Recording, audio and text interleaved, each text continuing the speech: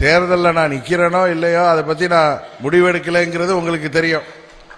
ஆனா முதல்ல பத்திரிகைகள்ல ஊடகங்கள்ல நான் சிவகங்கை மாவட்டத்தில் நிற்க போறேன், சிவகங்கை தொகுதியில நான் போட்டியிட இருப்பதாக ஒரு வருடத்திற்கு முன்பே கிட்டத்தட்ட 2022 நினைக்கிறேன் மே மாதமோ ஜூன் மாசத்திலேயே பத்திரிகைகளில் செய்திகள் வந்து எனக்கு தேர்போகி பாண்டியன் சொன்னார். அந்த செய்தி எப்படி வந்தது, யார் சொன்னார் என்பதே தெரியாது. ஆனால் நான் நிற்கப் போவதாக இங்கே ஒரு செய்தி சிவகங்கை மாவட்டம் மற்றும் புதுக்கோட்டை மாவட்டத்தில் உள்ள திருமயம்,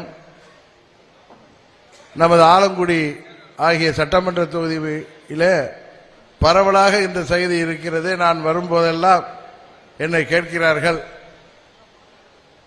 தம்பி பாண்டி அவர்கள் எப்படியும் 2 மாதம் ஒரு முறை இங்க வர வேணும்னு என்ன ஏதாவது நிகழ்ச்சி கூப்பிடுவார்.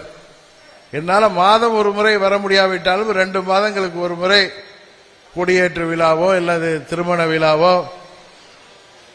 அல்லது வேறு கழக நிகழ்ச்சிகளோ ஏதாவது ஒரு நிகழ்ச்சியிலே நான் கலந்து கொள்கின்ற சூழ்நிலை மாவட்ட செயலாளரும் நிர்வாகிகளும் ஏற்பாடு செய்வீர்கள். நானும் வந்து சென்றிருக்கிறேன்.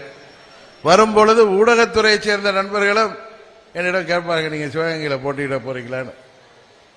அப்படி ஒரு செய்தி எப்படி வந்தது என்றே யாருக்கும் தெரியவில்லை. ஊடகத்தை சேர்ந்த நண்பர்கள் கேட்கும் பொழுது நான் பாராளுமன்ற தேர்தலில் நிற்பதாக எந்த முடிவு எடுக்கவில்லைன்னு சொன்ன. இந்த பொங்கல் நேரத்தில் 4-5 நாள் நான் ஓய்வா எனது பண்ணை வீட்டில் தங்கியிருந்த பொழுது யோசித்த பொழுது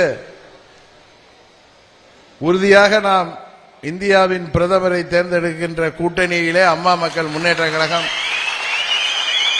இடம்பெற இருக்கிறது.